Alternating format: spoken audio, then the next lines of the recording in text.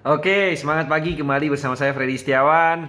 Hari ini kita akan membahas tentang the five brain waves dan koneksinya terhadap flow state serta conscious and subconscious mind. Ya, jadi kalau kita bicara tentang five brain waves, tentunya kita bicara tentang ada yang namanya pertama gamma, beta, alpha, theta, dan juga delta. Ini mulai dari yang paling cepat sampai yang paling lambat. Kalau kita bicara tentang gamma, tentunya kita bicara tentang conscious mind ya. Jadi gamma dan juga beta adalah conscious mind. Gamma itu benar-benar pada waktu kita masuk ke dalam sebuah pekerjaan yang mungkin membutuhkan perhatian yang sangat atau sebuah tindakan atau kegiatan yang membutuhkan konsentrasi kuat, itu adalah kondisi gamma.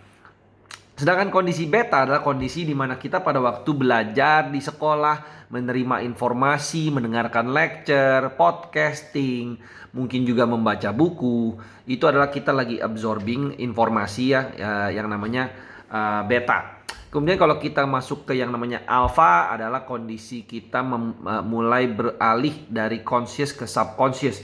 Kondisi di mana mungkin bisa dibilang kita sedang bervisualisasi, bermeditasi, membayangkan afirmasi dan lain sebagainya. Ya, itu adalah yang namanya kondisi alfa. Kondisi theta itu adalah kondisi di mana kita seperti sedang tertidur, tapi juga at the same time kita bermimpi. Ya, mungkin kita sedang memimpikan, berimajinasi. Ya, jadi masih juga di antara conscious dan subconscious. Sedangkan yang terakhir adalah delta, di mana kita posisi deep sleep, tidak bermimpi sama sekali, kita istirahat total. Nah, yang menarik adalah ada sebuah kondisi yang namanya flow state. Sebuah kondisi flow state ini di mana pada waktu subconscious bertemu dengan conscious atau conscious bertemu dengan subconscious, itu adalah kondisi alpha dan juga kondisi theta. Itu di mana banyak sekali informasi dengan mudah masuk ke dalam diri kita. Ya, karena kita sangat rileks dan kita sangat mudah di-input. Ya, atau orang suka bilang ada istilah hipnosis. Ada juga istilah di mana pada waktu kita masih kecil, usia 0 sampai dengan 7 tahun, itu adalah area di mana alfa dan theta itu bekerja dengan sangat produktif. Sehingga pada waktu usia 0 sampai 7 tahun itu anak-anak mudah sekali diberikan nasihat, diberikan input, mereka juga mempelajari mana hal yang baik dan tidak baik, dan itu yang menjadi paradigma berpikir mereka pada waktu mereka besar nanti. Nah, hal yang menarik adalah sebenarnya kita bisa rewrite the subconscious, ya. Maksudnya apa?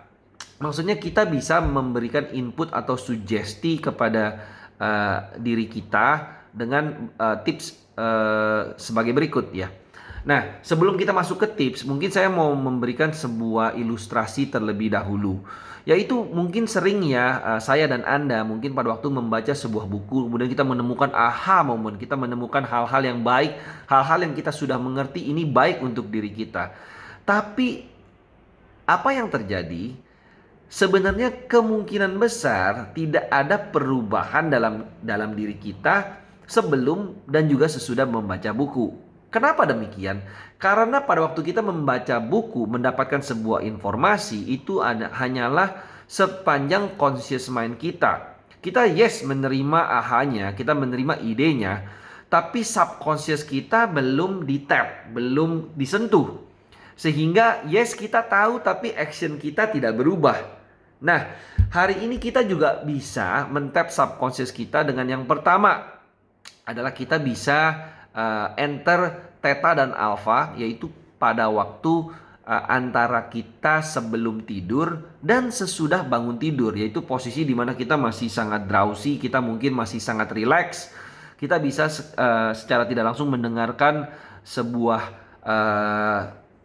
informasi seperti misalnya katakan bahwa kamu orang yang hebat, kamu orang yang rajin, kamu orang yang tekun. Kita dengarkan itu berulang-ulang di pagi hari pada waktu bangun dan sebelum tidur. Itu akan memberikan kata-kata bijak, informasi bijak, wisdom-wisdom yang baik, yang memotivasi diri kita, dan secara alam bawah sadar kita akan menerima dengan sangat mudah karena kita berada di flow state, di mana informasi dicerna atau diterima dengan mudah.